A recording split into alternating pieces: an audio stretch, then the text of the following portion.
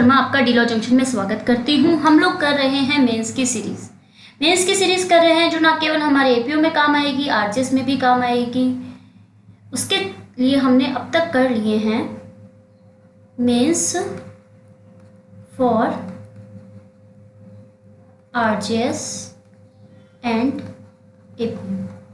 ठीक है, अब तक हम लोगों ने 3 पेपर कर लिए हैं। जिन लोगों ने वो पेपर्स नहीं देखे हैं, एक बार आप जाके उनको गो थ्रू कर सकते हैं। आज जिस पेपर की बात करेंगे वो है पेपर नंबर 4। ये जो हम पेपर्स कर रहे हैं ये ओल्ड पेपर से रिलेटेड है, मतलब अब तक आरजेएस में जो पेपर्स आए हैं उनको हमने लिया है इसके अंतर्गत। ठीक है, चलिए बात करते हैं हमारे फर्स्ट क्वेश्चन की। सबसे पहला जो प्रश्न आ रहा है वो है समाश्रित संविदा को परिभाषित कीजिए। समाश्रित संविदा क्या होती है? जब आप क्वेश्चन देखेंगे, इस क्वेश्चन को देख के आप अपने तरीके से उस आंसर को एनालिसिस करने की कोशिश करेंगे कि भाई इसका आंसर क्या हो सकता है। जिन लोगों को आंसर आ रहा होगा वो ठीक है, और जिन लोगों को आंसर नहीं आ रहा है उनको घबराने की जरूरत नहीं है। आंसर आपको यहाँ पे मिलेगा, आपको उसको एक बार देखना होगा कि भाई इसमें क्या लिखना है हमको। ठीक है, चलिए बात करते हैं इसके आंसर की कि इसका आंसर क्या हो सकता है। समाश्रित संविदा वह संविदा है जो ऐसी संविदा से संपार्श्विक है, किसी घटना के घटित होने या ना होने पर ही किसी बात को करने या ना करने के लिए हो। क्या होता है इसके अंतर्गत समाश्रित संविदा? जैसा कि इसके नाम से स्पष्ट है कि इसमें लगती है शर्त। शर्त क्या होती है कि कोई व्यक्ति बोलता है कि भाई ये घटना घटेगी तो वो संविदा कंप्लीट होगी। ठीक है, अगर वो घटना नहीं घटी तो वो संविदा कंप्लीट नहीं हुई, और कोई व्यक्ति बोलता है ये संविदा घटित नहीं होगी तब आपका बात मानी जाएगी, यानी संविदा कंप्लीट होगी। अगर वो घटना घट जाती है तो संविदा इनकम्प्लीट रह जाती है। ये वाली बात बोल रहा है हमको समाश्रित संविदा। लेकिन हमको समझने से ज़्यादा हमको देखना है, इलस्ट्रेशन को देखने से ज़्यादा हमको देखना है कि हमको इसमें लिखना क्या है आखिर, क्योंकि आएगा ऐसा ही क्वेश्चन कि आखिर समाश्रित संविदा क्या होती है, इसको परिभाषित कीजिए। तो हमको जो आंसर लिखना है वो यही है, समाश्रित संविदा वह संविदा है जो ऐसी संविदा से संपार्श्विक है जो किसी घटना के घटित होने या ना होने पर ही किसी बात को करने या ना करने के लिए हो। ठीक है, आप इसको इसी तरीके से याद करेंगे कि समाश्रित संविदा वह संविदा होती है जो किसी संपार्श्विक संविदा के फलस्वरूप घटना के घटित होने या ना होने पर निर्भर करती है। इसको आप अपनी लैंग्वेज में लिखने का प्रयास करेंगे। चलिए हम बात करते हैं हमारे नेक्स्ट क्वेश्चन की। नेक्स्ट क्वेश्चन को देखने से पहले हम देखते हैं कि ये कौन से सेक्शन में कवर हो रहा था।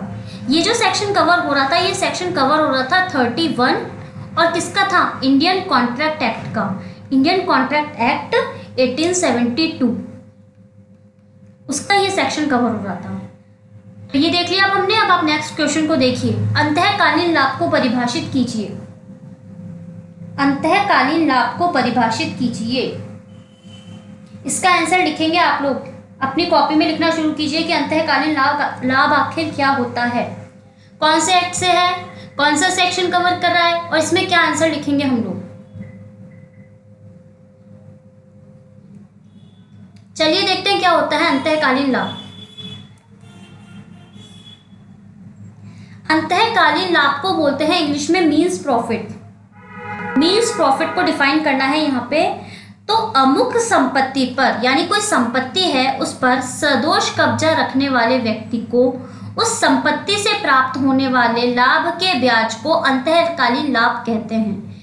वहां हमसे कोई नहीं पूछ रहा कि आप इसको एक्सप्लेन करके बताइए, हमको केवल आंसर पूछ रहा है। तो हमको लिखना है वहां पे आंसर इसका कि अमुक संपत्ति पर, कोई संपत्ति है उस पर सदोष कब्जा रखने वाले व्यक्ति को उस संपत्ति से जो लाभ प्राप्त होगा उस लाभ के ब्याज को अंतःकालीन लाभ कहा जाता है।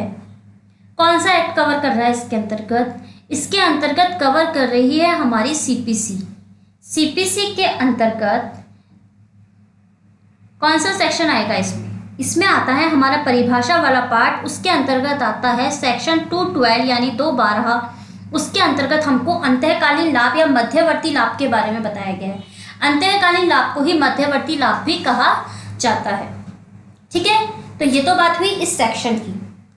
अब हम हमारे नेक्स्ट क्वेश्चन की बात करेंगे। अपील न्यायालय की क्या शक्तियां हैं?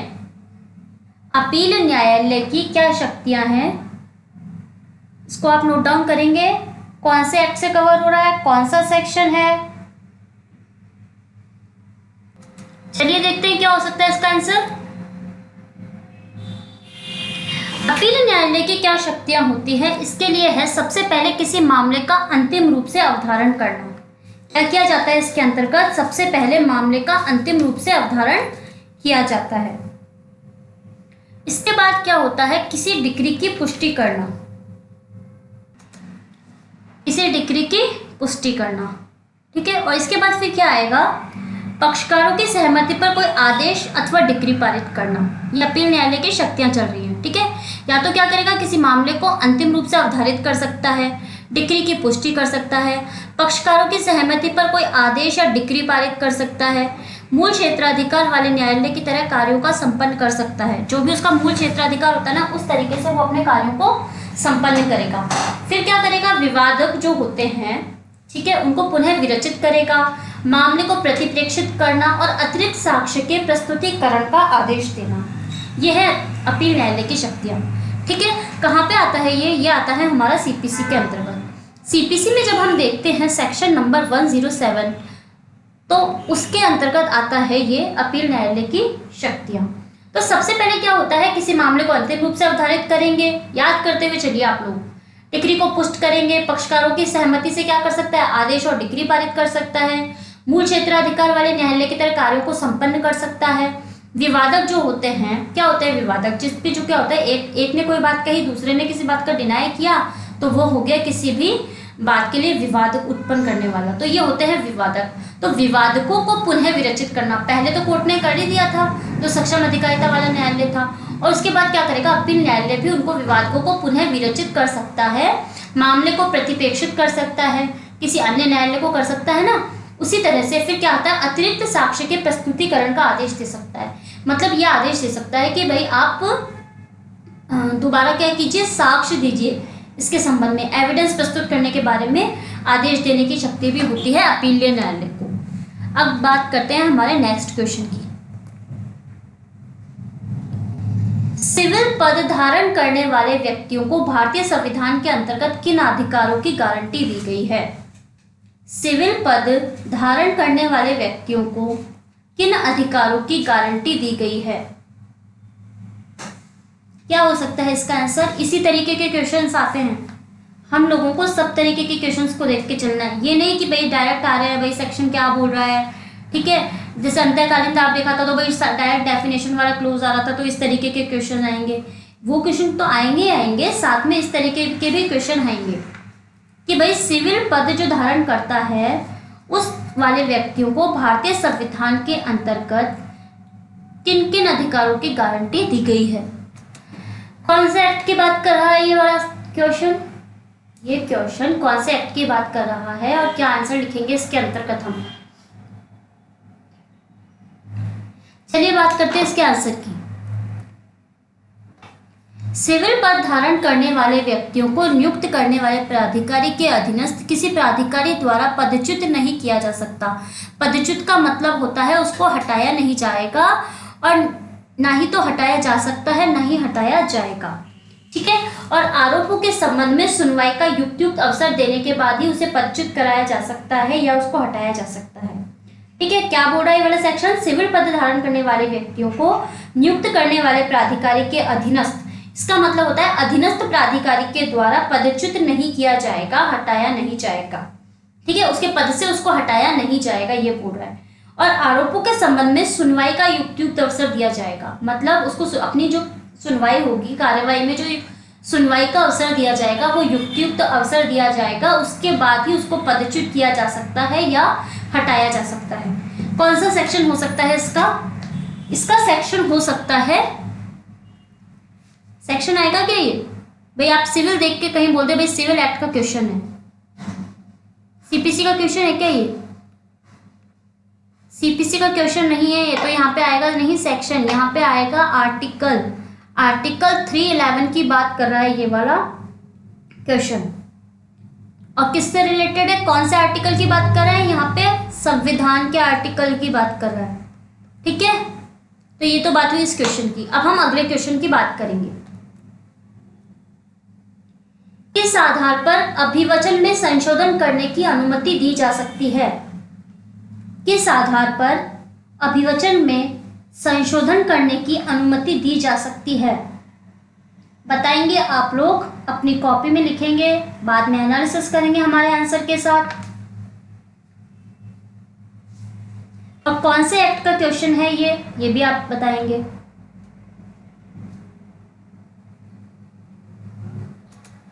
चलिए बात करते हैं इसके आंसर की कि इसका आंसर क्या हो सकता है।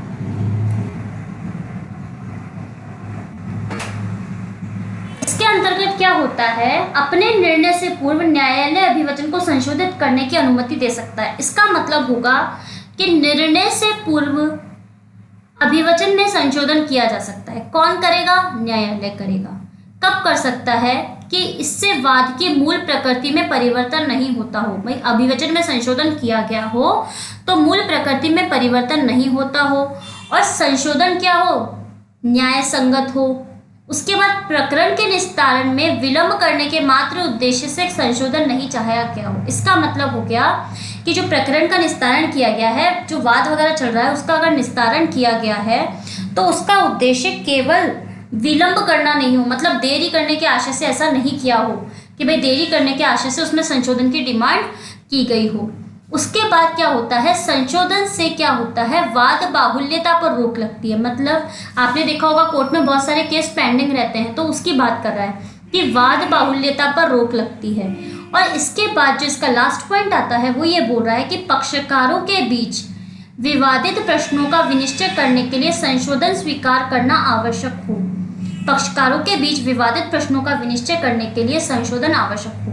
तो इसके की पॉइंट क्या क्या हो सकते हैं कि भाई निर्णय से पूर्व कैसे कर सकता है न्यायालय अभिवचन में संशोधन, मूल प्रकृति में परिवर्तन नहीं, इसके बाद न्याय संगत हो। संशोधन कैसा होना चाहिए? न्याय संगत, विलंब करने के उद्देश्य से नहीं। ठीक है। उसके बाद हो सकता है वाद बाहुल्यता, और उसके बाद आता है पक्षकारों के बीच विवादित प्रश्नों का विनिश्चय करने के लिए। तो विवादित प्रश्नों का विनिश्चय, ऐसे करके आप कीवर्ड करके इसको याद कर सकते हैं। मूल प्रकृति, न्याय संगत, विलंब, वाद बाहुल्यता और विवादित प्रश्नों का विनिश्चय। ठीक है। बात करते हैं हमारे नेक्स्ट क्वेश्चन की। डिक्री क्या है? इसको देखने से पहले देखेंगे कि वो कौन सा सेक्शन वगैरह था, इससे जस्ट पहले वाले क्वेश्चन में। यहाँ पे कौन सा सेक्शन था? सेक्शन था यहाँ पे? सेक्शन नहीं था, यहाँ पे था ऑर्डर। सीपीसी बोल रहा है 1908 कि भाई इसके जो ऑर्डर है 6 और रूल है 17, उसमें बताया गया है कि भाई किन आधारों पर अभिवचन में संशोधन की अनुमति न्यायालय दे सकता है। ठीक है। तो आप एक बार इस ऑर्डर को गो थ्रू करके आएंगे इस रूल के साथ। ठीक है। बात करते हैं नेक्स्ट क्वेश्चन की। डिक्री क्या है? इजी लगता है ये वाला क्वेश्चन, पर अपने आप में थोड़ा सा टिपिकल है। बताइए क्या हो सकता है इसका आंसर? ये तो मोस्टली क्वेश्चन पूछा ही जाता है ये वाला, तो कि डिक्री क्या होती है। चलिए बात करते हैं इसके आंसर की कि आखिर डिक्री है क्या। हमको यहाँ पे एक्सप्लेन नहीं करना, हमको डेफिनेशन लिख के आनी है। आप मान लीजिए पेपर आपके सामने रखा हुआ है और आपको डिक्री का आंसर लिखना है, तो आप इसको देख के ये एनालिसिस करेंगे कि मेरे को ये आंसर वहां पे लिख के आना है। ठीक है। तो बात करते हैं कि जिस तरीके से बताया जा रहा है उस तरीके से लिखना है आंसर। ठीक है। चलिए बात करते हैं। तो डिक्री क्या है? वाद के विवादग्रस्त विषयों के बारे में पक्षकारों के अधिकारों का न्यायालय द्वारा निश्चय रूप से न्याय निर्णय की औपचारिक अभिव्यक्ति है। डिक्री क्या होती है? वाद के विवादग्रस्त विषयों के बारे में, मतलब जिस चीज के बारे में विवाद चल रहा है उस सब्जेक्ट के बारे में पक्षकारों के अधिकारों का, मतलब उसमें क्या पक्षकारों के अधिकार है, न्यायालय द्वारा निश्चय रूप से, न्यायालय ने जो निश्चित रूप से न्याय निर्णय की औपचारिक अभिव्यक्ति है, जो निर्णय पारित किया जाता है उसकी औपचारिक अभिव्यक्ति है डिक्री। ये कैसी हो सकती है? प्रारंभिक हो सकती है और अंतिम हो सकती है। ठीक है। कौन कवर कर रहा है यहाँ पर सेक्शन कवर कर रहा है 2.2 डिक्री। डिक्री की बात कर रहा है, कहाँ पे आता है? सीपीसी के अंतर्गत आता है 1908 में। ठीक है, ये बात हुई डिक्री के क्वेश्चन की। अब हम बात करते हैं हमारे नेक्स्ट क्वेश्चन की। प्रारंभिक विवादक क्या होता है? प्रारंभिक विवादक क्या होता है? क्या हो सकता है इसका आंसर और कौन से एक्ट से कवर हो रहा है ये क्वेश्चन?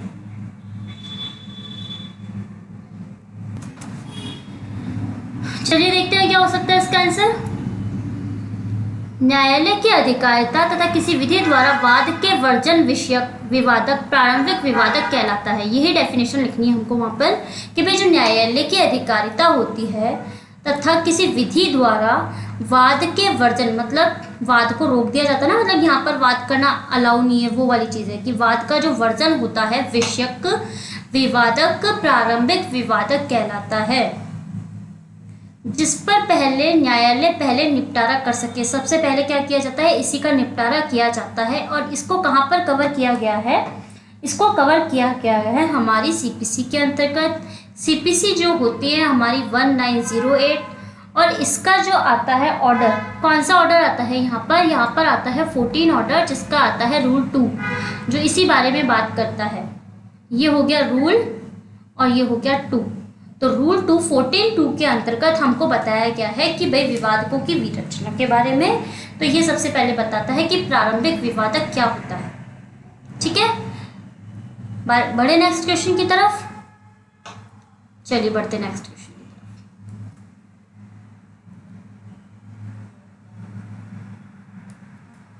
यह है क्वेश्चन नंबर 8। क्या बात कर रहा है ये पूछ रहा है कि द्वितीय अपील किन आधारों पर तथा किस न्यायालय में की जाएगी। जो द्वितीय अपील होती है हमारी, किन आधारों पर तथा किस न्यायालय में की जाएगी? क्या हो सकता है इसका आंसर? कौन सा सेक्शन आ रहा है?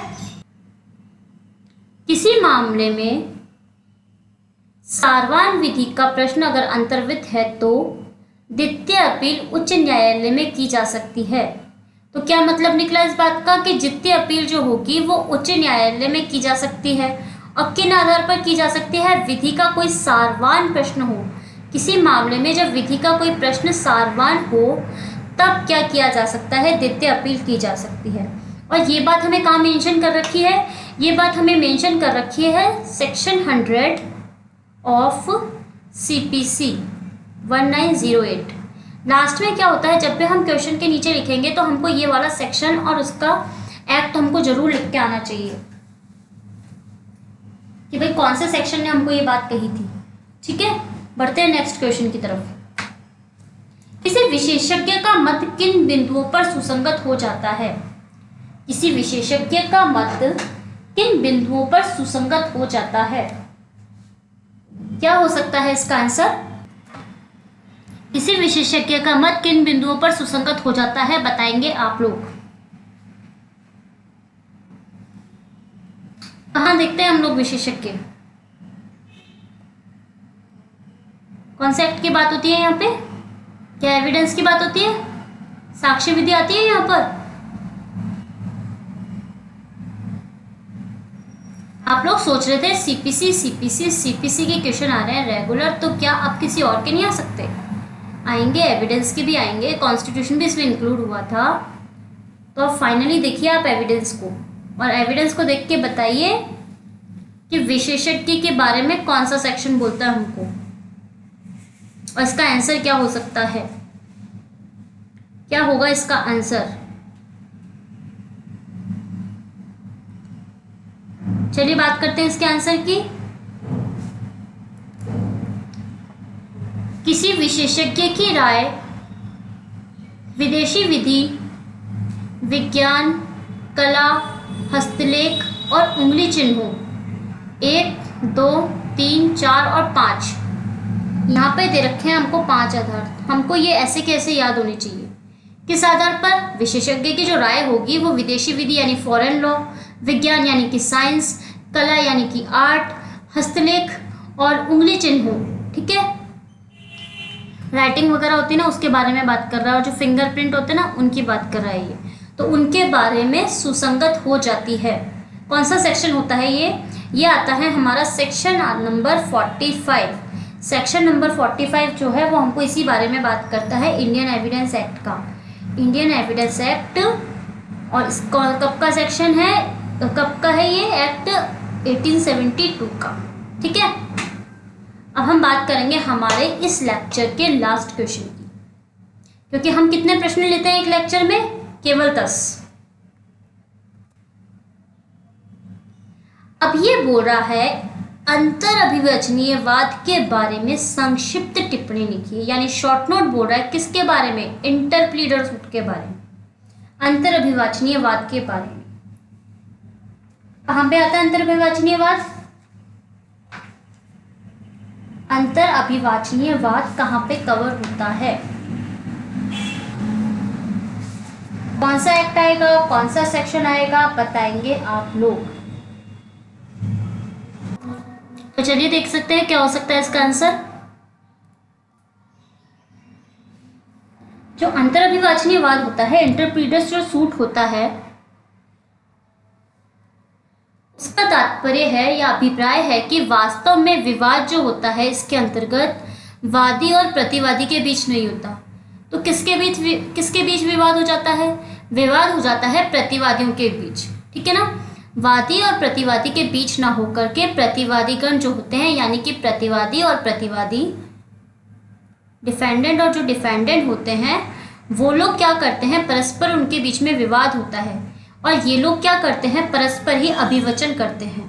तो इसे ही क्या कहा जाता है, इंटरप्लीडर सूट कहते हैं। तो इसमें क्या होता है, हितबद्ध कौन नहीं होता, वादी हितबद्ध नहीं होता। तो इसका आंसर कैसे लिखेंगे हम कि इंटरप्लीडर सूट जो होता है उसका तात्पर्य है कि वास्तव में जो विवाद होता है वो वादी और प्रतिवादी के बीच ना होकर के प्रतिवादी और प्रतिवादी के बीच होता है, और यही परस्पर अभिवचन करते हैं एक दूसरे के विरुद्ध, और इसमें वादी का कोई हित नहीं होता, यानी वादी उसमें हितबद्ध नहीं होता है। ठीक है, तो ये तो बात हुई हमारे इंटरप्रीटर सूट के बारे में। आज हमने किए हैं 10 क्वेश्चंस। अगर आपको ये सीरीज अच्छी लग रही हो तो आप इसको लाइक शेयर सब्सक्राइब कीजिए और जुड़े रहिए इसी तरीके के अन्य लेक्चरों के लिए डिलो जंक्शन के साथ। Thank you so much.